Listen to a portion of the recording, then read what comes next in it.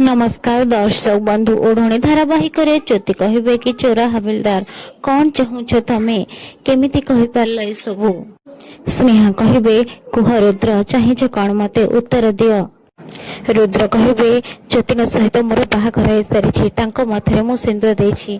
सत कहवा गले आमे दी जण एबे स्वामी स्त्री। स्नेहा कहे नाई रुद्र से नुह। इंदुमती कहे रुद्र बापा से अमुगुली विधवा सहित होता बाहाघर को आमे मानुनु। तू बुझा कहीं चेष्टा करूनु। बंधु बांधव आम उपरे थू थू करेंगे। रुद्र कहे सान माँ तमें बुझी पारबनी। इंदुमती कहे कि मु तो तोर साबत माँ तू कहीं कहबू मते। स्नेहा कहे भूल कहुच रुद्र तमें मो सहित एमती करनी।